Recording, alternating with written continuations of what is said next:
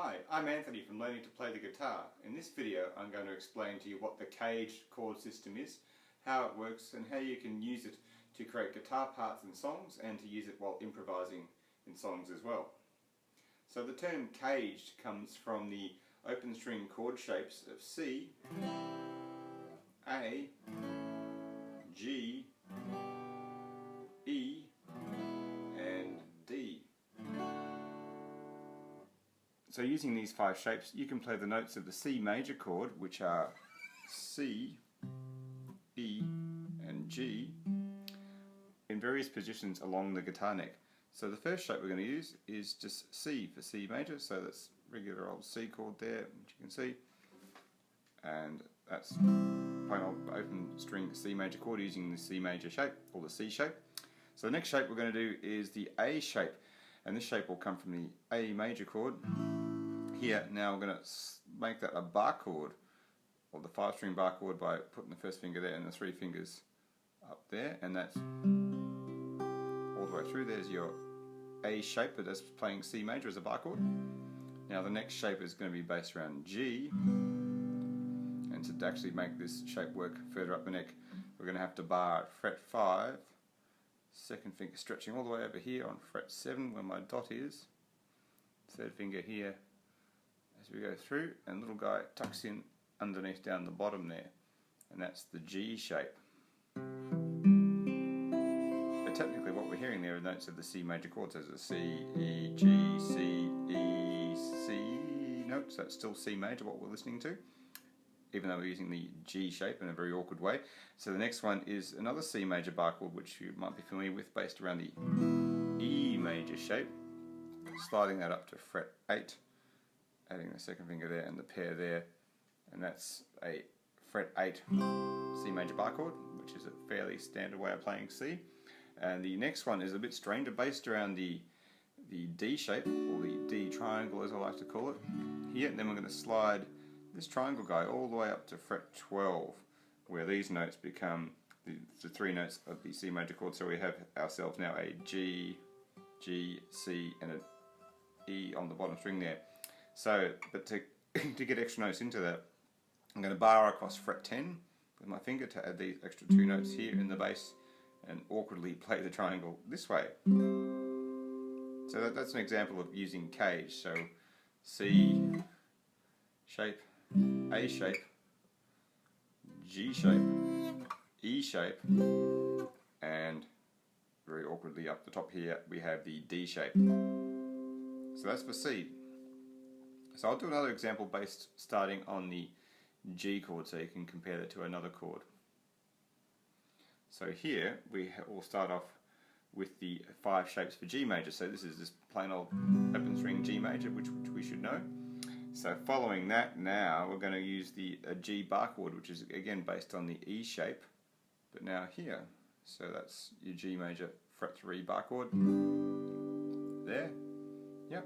And then the next one after that, so we're going to the word CAGED starting on G, so a G, E, and then we need the D shape, which is again that little triangle D, sliding that up to here on fret 7 would be that, but we want to then, again we'll bar behind to get a bit more bass into it, and we got that sort of thing happening there. So that's D shape, but it's still technically what we're listening to as a G major chord, pitched in those notes of G major, which are G, B and D.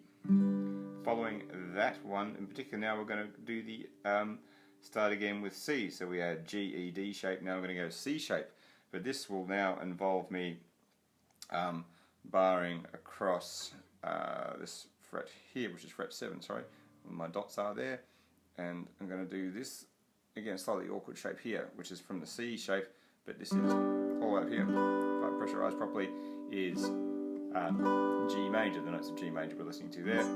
And the last one is a bar chord shape, which is very awkward to do all the way up here. I'll give it a shot with the 3 fingers from the A shape.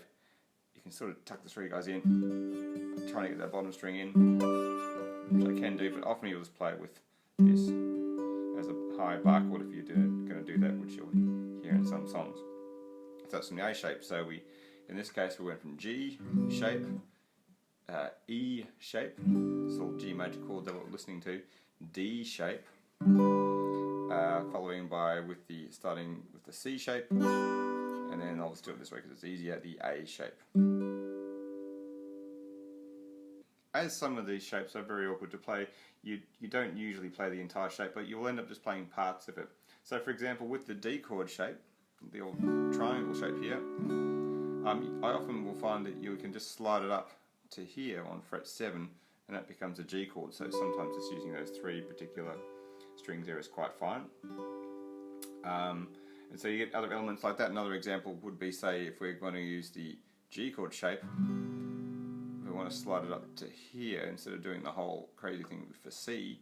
You can just bar across fret 5 here, and I have my little guy there on fret 8, and that's a C chord shape there, for example, as well. So it does make life a bit easier as you go through. And so these shapes, of course, will also work for minor as well. And so bar chords are obviously, you might have picked up as we go along, a part of this CAGED chord system as well. So another example might be your A minor. Slide up this A minor shape to here on fret 5, for example, and there's a D minor chord. So that's using the A shape, but it's a minor version. So this also works for dominant sevenths as you go along. So another example of that might be, we have G7 as an open chord there, which results in, just if you get rid of the bass notes, you've got this 3 open strings and the number 1 fret there, making the F, making it a dominant 7 chord. Then we can basically move that up 2 frets by barring. Now here, you can have your 3rd or your 2nd finger, 3rd I like, and that's A7. Very much used in blues tunes, this little chord shape, or take it up 2 more frets and there's a B7. So there's all these little shapes, maybe 1 or 2 more. One other example, say we've got D minor, which is as an open string as that, take it up 2 frets, strum just 3 strings here, E minor, or maybe very last one, D7, take that up 2 frets again, and you've got 3 strings of E7, which is sort of a very handy little thing to know as you're moving them around. And these sort of shapes are used a lot in funk and reggae music as well. They use those little light chords as well, and so they're all up and down the neck, just using little parts of these shapes, which sound really good, especially in a full band if you've got multiple guitar parts going. So the CAGED chord system is also used to create riffs and hooks in songs, and one really famous example showing you this is the riff from Substitute by The Who, which basically is this thing. And again.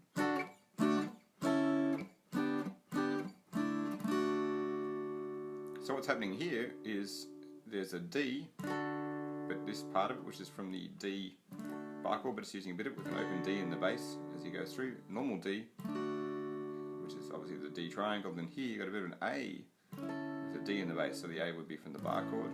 And then G, G, which is again from the G bar chord, or the E shape if you like. And then just a D sus with the finger missing, and then regular D. So that's an example of 2 parts, especially the 2 parts of D, to change at the start of the riff, and it gives it that sort of particular sound. So another use of the CAGED chord system is to create arpeggios. A very famous example is Stairway to Heaven, but another one I have here is this nice little example of it here, which is a bit easier.